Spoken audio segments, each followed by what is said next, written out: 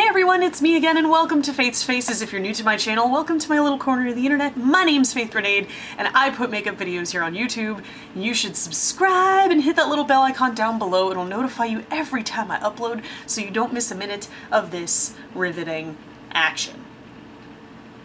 Everything is riveting around here. Can you tell? Just riveting. What you've stumbled across is Faith's Faces, which is usually a get ready with me or a makeup tutorial, but today we're doing something a little bit different. So basically, a mixture of seasonal affective issues and executive dysfunction and various depression-related problems has left me largely unmotivated to put any makeup on at all. I haven't really had a reason to put makeup on in a long time because I'm not really doing much, like, out of the house. Like, I still work. I work a lot, actually, but a lot of the work I do is from home. I've been doing a lot of admin work lately. I've been working on a lot of stuff that's coming up in the next couple months, but it's just been a time of, like, spending most of my days at my computer and not really having any reason to put makeup on. I have some face charts I need to do for a theatrical production that I've been brought on to do makeup for. So my idea was I'm gonna walk you guys through how I do face charts. And for those of you who don't know, face charts, here, let me get it. For those of you who are unfamiliar with face charts are basically the doodling or the sketchbook of makeup artistry. They usually look something like this. MAC makes them. These are from The Face Chart, which is a company run by Dustin Hunter, I want to say. Oh my god, I might be getting his name wrong. He's so sweet though. He's on YouTube. I'll link his channel down below.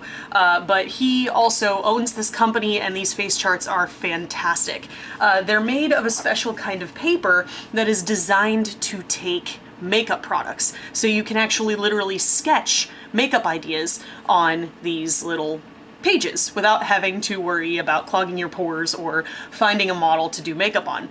They don't have really any eyebrows on them. They have like the start of an eyebrow, so you can draw whatever eyebrow shape you want. They're a pretty standard face shape, kind of big on the lips, but you can definitely sort of shrink or increase the size of the lips as you need to. It's a very generic face. And the cool part about these is you can literally turn these into anything. And I love using these to create concepts for makeup design because I do, as a lot of you know, I am a professional working makeup artist and I do makeup for theatrical productions. And a lot of those directors of those theatrical productions want to see what you're thinking of doing on the actors to see if it lines up with their vision for the show. So I have done all kinds of work with face charts. Disclaimer, I'm nowhere near as good at face charts as some people are.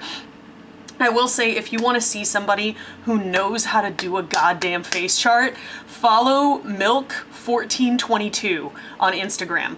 He is fantastic. He's one of the most talented face chart artists I've ever seen, and his work is mind-blowing. I'm nowhere near that good, but you know, I'm good enough to be able to create an image.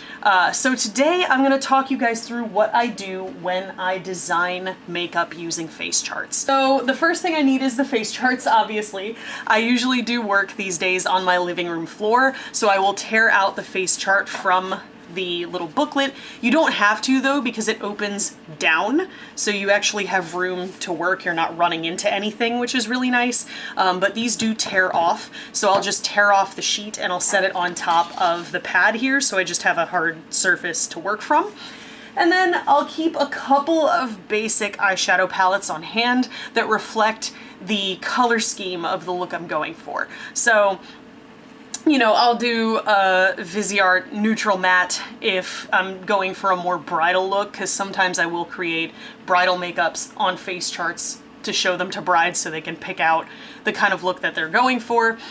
But for something like what I'm working on today, I do have to pull a few colorful palettes as well, because the show I'm doing makeup for is Noises Off, which is a hilarious British comedy, and the director wants it to take place in the mid-80s. So we're talking 80s, makeup to the extreme. We're talking blush all over the place, we're talking blue eyeshadow, we're talking day glow, we're talking like fun stuff. So I do have my Viseart Editorial Brights palette over there. I've got a couple of Juvia's Place palettes over there that sort of reflect the color story that I'm going for. Brushes. Makeup brushes are pretty effective for use on face charts, but there are some brushes that definitely work better than others. It's not what you would think. It's not exactly like skin because it is still paper. So believe it or not, I do have some cheap art store brushes that I will use on a regular basis for face charts. I tend to gravitate more toward the fluffier brushes, so things like these that have a nice bit of movement to them, because they tend to spread the product a little bit easier. Then I will also have some kind of dampening agent or mixing medium to use with more shimmery shades. So I'll have like a MAC Fix Plus, or I'll have, you know, a cup of water to rinse my brushes in, or some other kind of stuff, because shimmers tend not to stick to face charts as well. They tend not to translate on face charts as well as they do on skin. So if I'm going to be using a shimmery shade, I will go ahead and pull one and then pull some kind of dampening agent just to wet the brush a little bit. The other thing that I constantly have at my side when I'm doing face charts is my Makeup Forever Flash Palette. You guys don't really see this on my channel because I don't use it on myself. It's specifically for professional use, and specifically I mainly use this when I'm working on face charts. It is cream paints. These are kind of grease paint, what you would call grease paints, but they're cream colors, and they're all the different colors of the rainbow, and they're designed to be depotted and mixed. And these I find work really well on face charts for eyes, for lips, for skin tones, all kinds of stuff like that. So definitely have that on hand. Some of the shades in the Makeup Forever Flash Palette will bleed on paper. The grease and the oils in the makeup will kind of dissolve into the paper, and you'll see like a little dark ring around where you put the paint, where the paint kind of bled grease a little bit. So just be mindful of that. Bronzers, because bronzers are perfect for creating skin tone. So if you're looking to do a light-skinned individual, just a little bit of a light bronzer around the temples and around the high points of the face, like this Milani one here, will definitely be effective in creating the illusion of a skin tone. If you're looking for something that's a little bit deeper, bronzer might not cut it. You might have to actually go into art supplies and use paint or some other kind of medium or some other kind of foundation or something to create a skin tone. Usually you don't want to create something completely opaque though, because then it's going to end up kind of flattening out and you'll have to do a lot of contouring to dimensionize the face again. Dimensionize? Is that a word? And then one of the last things that I make sure to have on me all the time when I'm doing work with face charts is the Veramona Color Switch. This is basically a stipple sponge. It's a sponge that, it kind of feels like the sponges that I use for my beard and my mustache for drag, but this is perfect for switching very quickly from one color to the next, so I don't have to wash my brushes in between switching colors, with the exception of cream paints, of course, which is why I usually have separate brushes for creams and separate brushes for powders, and never the twain shall meet. I don't know how this is gonna work. I'm gonna have to finagle some things in setup, so be patient with me, guys. I've never done this before on film, so I'm gonna have to kind of position the camera and try to figure something out, but hopefully it works. So yes, let's make a noises off face chart, shall we? Okay guys, here we are. Hello, it's me. You can't see my face at all, but I'm trying to make sure you guys can see what I'm doing here, roughly what my setup is. Here we are. This is the space. A couple other things that I forgot to mention that I do bring with me is a pencil. This is so I can kind of fill in my eyebrow shape before I fill it in with actual eyebrow product, just to get an idea of what I'm going for. It's also so I can take notes on the products I used in the look, so I can make sure I know what to use on the actual person. And then I write the information up here, which is my name, the date, and the character whose makeup I am doing. Another thing that I can't forget is a spatula, because if I use my Makeup Forever Flash palette, I have to make sure that I decant the product in a sanitary manner because I do use that on clients from time to time. So that's what this is for. I've got a couple of palettes that I'm going to be working with today. I've got the Juvia's Place Warrior 2, which has a lot of nice neutrals in it. I basically just grabbed this because it's got a bunch of workable neutrals in there. I don't really have to think about it too much or dig through my kit to find anything else. Then I have the Masquerade palette because it's got some nice blues in here that I'm probably going to be using at some point.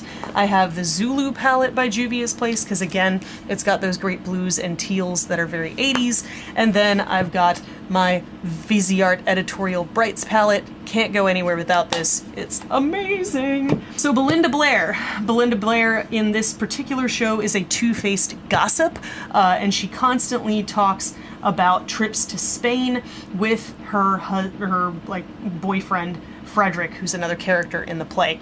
So she constantly talks about trips to Spain, which means the director wants her to be very tan. He wants her boyfriend to be sunburned, but he wants her to just be very, very tan. Cool beans, can do on that one. So I usually start with eyebrows just because they frame the structure of the face. Eyebrows in the 80s were pretty thin and usually not really tampered with or touched much at all. So I'm just gonna thinly draw an outline, sort of decide where you want your arch to be, where everything's going to live. And this is really the hardest part of the whole process for me, is drawing the eyebrows on.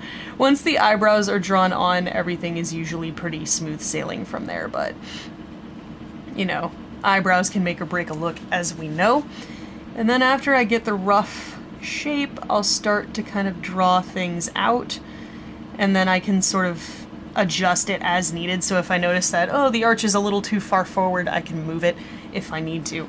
If you need pointers on where the arch should fall, usually the arch of the brow falls right in line with the outside edge of the iris. So you can just go from there and use that as a guideline.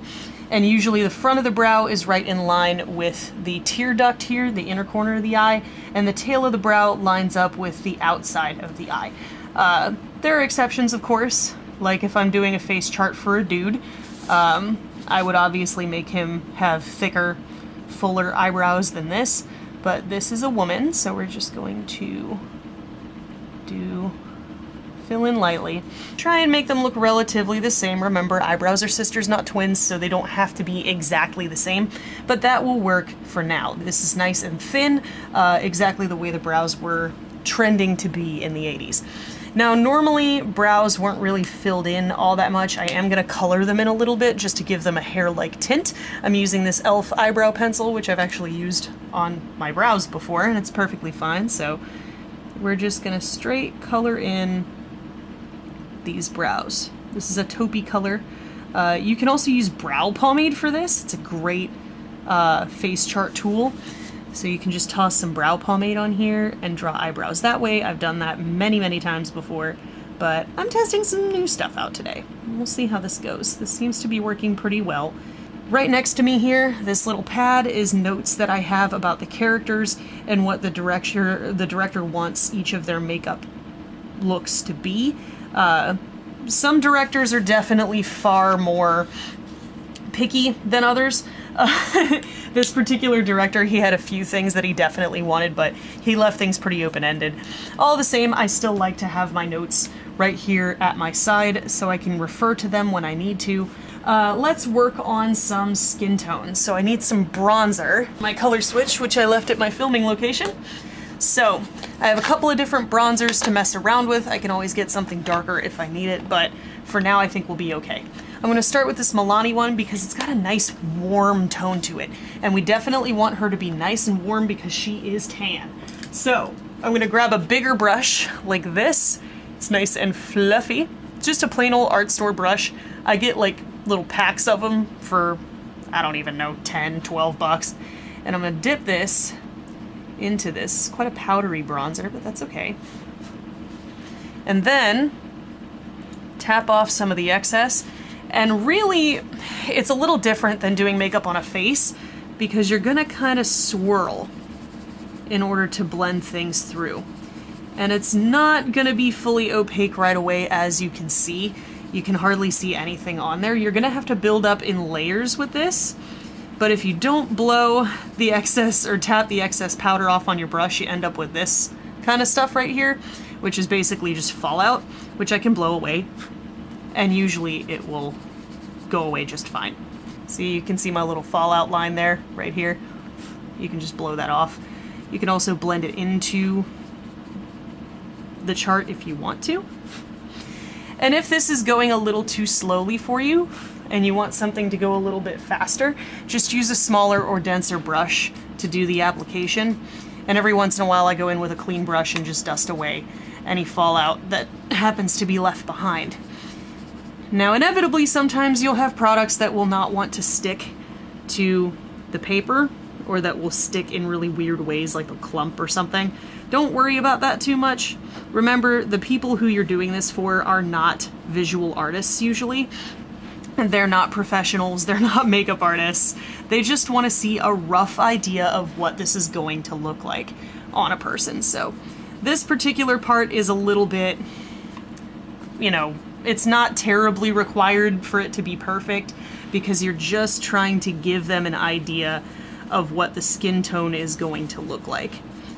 Sometimes you don't need to do skin tone at all. Sometimes you can just shift straight over to, you know, color. But in this particular case, my client, my director, did specify that he wanted this character to be tan. So we have to create a tan. So I'm gonna be doing this for a while, so I'll just skip over to the next step for you guys. Okay, so forever and a day later, we have tan. I did try to outline a bit of a nose. I normally don't bother drawing in the noses, but I tried. I tried to outline a little bit of a nose.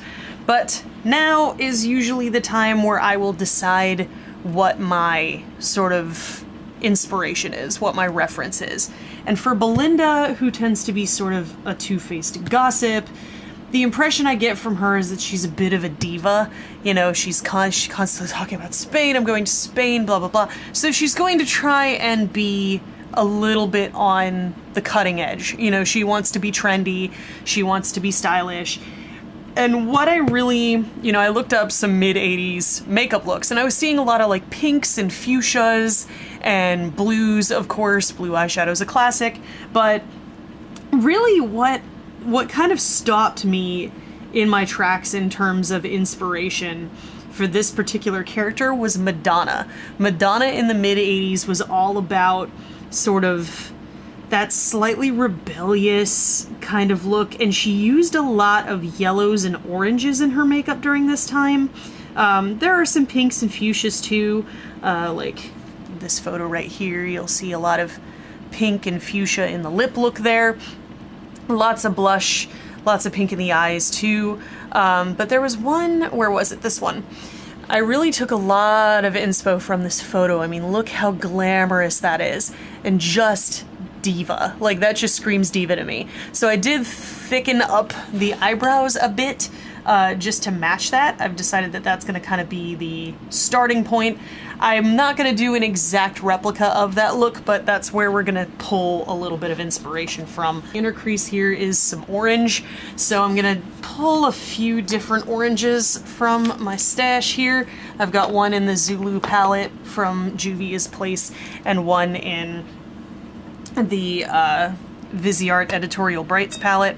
I'm going to clean off one of my brushes here with my color switch, and we're gonna get going. So this one is definitely the lighter and slightly more neutral orange here, so I'm gonna start here really, really lightly. We're not gonna go too heavy too quick, and I'm just gonna push that right into here. You'll notice I'm not really doing a ton of like back and forth motion. I'm doing a lot of pushing into the paper, because powder by nature is going to want to scatter, especially when it's brought in contact with paper. It's not going to want to stay where you put it. So you have to kind of push it and massage it into the paper a bit with the brush. And that's part of the reason why I tend to not use my regular makeup brushes on face charts, because pushing in a motion like this can kind of grind down the brush a little bit and it can wear it out a little faster. Looks like they've got a bright yellow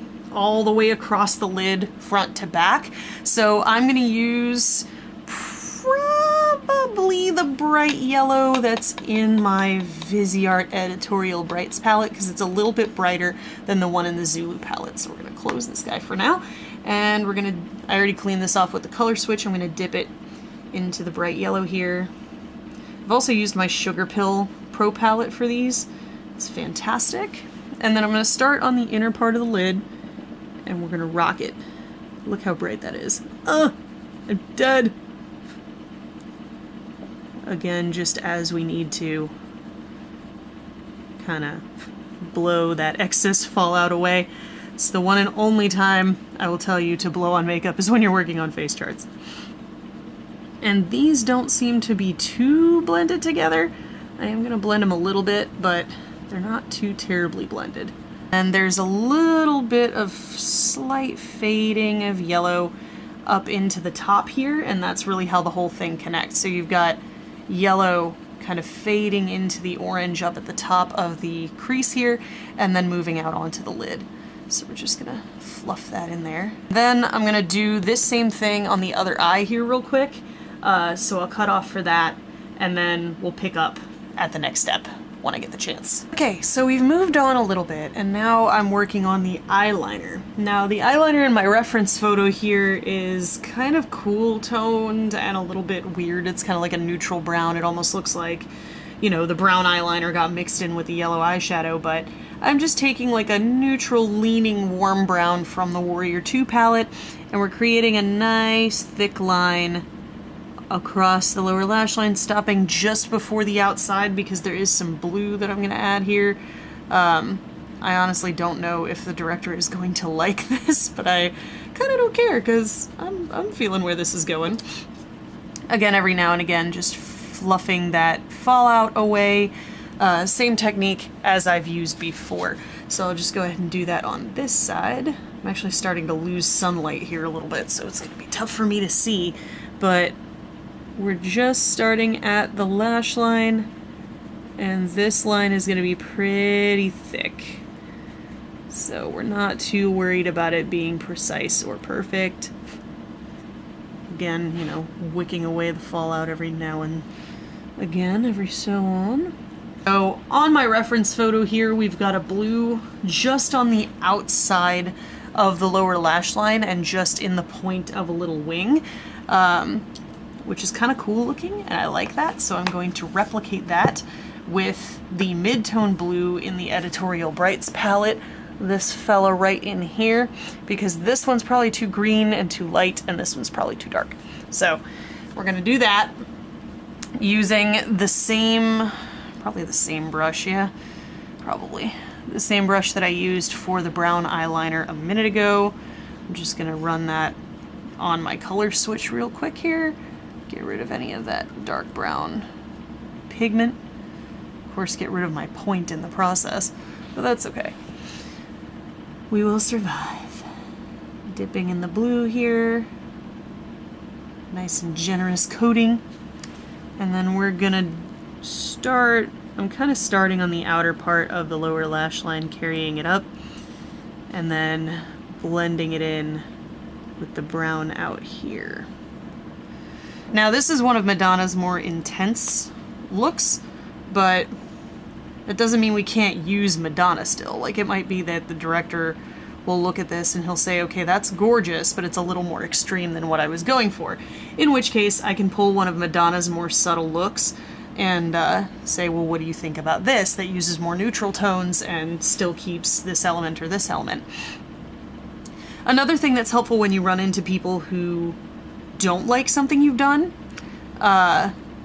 or, well, maybe not, they don't hate it, but they don't it's not what they're looking for.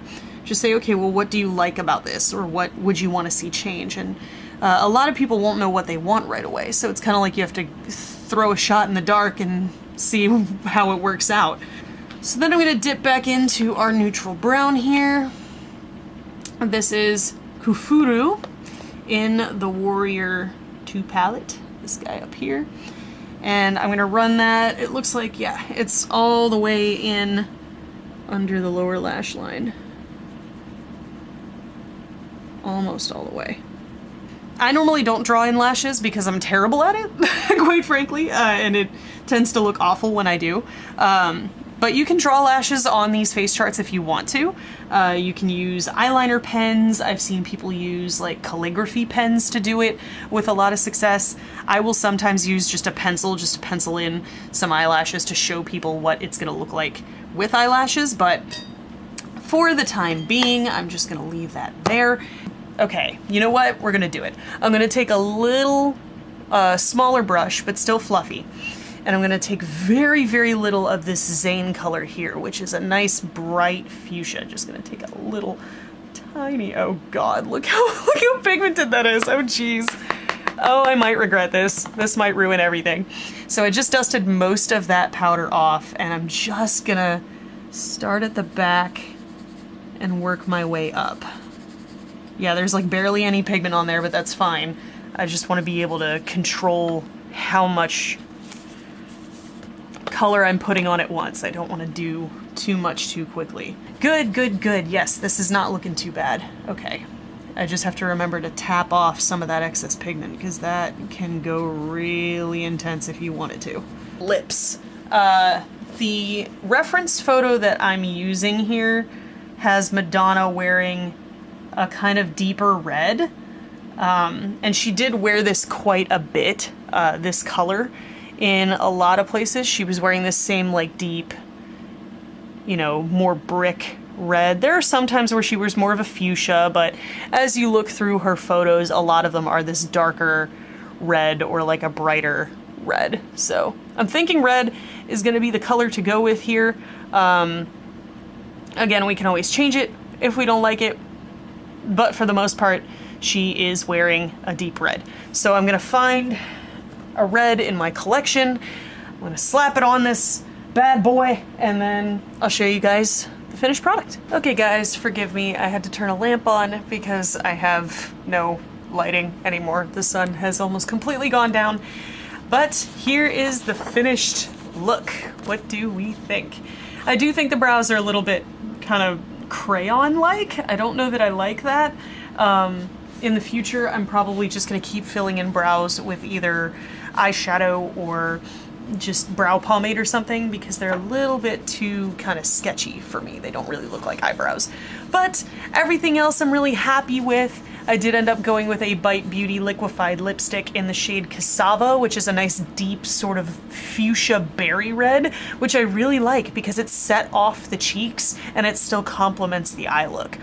In order to seal these, because keep in mind, this is paper, and the lipstick I used on here is a liquefied lipstick that does not dry down. So it's going to remain glossy and kind of gloopy, and if I keep this like this and I just slap it in my portfolio, the lipstick's gonna smear all over the place, the powders are gonna blend all over the place, and you're gonna end up with a holy rotten mess. So you have to seal these when you're done with them, which is why I have this. This is from Folk Art.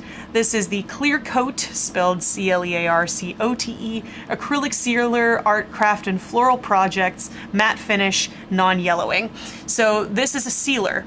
This is an acrylic sealer, and it's originally designed for paintings. So basically, you finish your painting and this makes it waterproof, smear-proof, smudge-proof. It basically puts a clear varnish over the work. I use this with regular paintings, and I also use it with face charts to make sure that the product doesn't move around or wash off or run away. I can't use this indoors. It has to be used outside, and it's going to get to a low of a scorching 9 degrees tonight, so I'm not going to do that today. I'm just gonna let this sit and set, and hopefully the lip color will kind of settle down a little bit and dry just a smidgen. But yes, so here we go. I could definitely do more to this if I wanted to, but I'm happy with it where it is for now. I hope you guys found this video helpful, informative, or entertaining. If you did, there's a button for that. Spank that like button in the butt, you know it deserves it. And if you want to see more from me, you've got a couple options now. You can click the buttons on either side of the screen to binge if you're bored or bummed out, or hey, you can hit that button that looks like my face and subscribe and become a member of the faithful today. I put out new videos every Sunday. Let me know if you guys want to see more face charts. I'm all too happy to do them. This was actually kind of fun to film, let you guys in a little bit on the creative process of a professional makeup artist. So thank you guys so much for watching and joining me today, and I will see you in the next video. Toodles!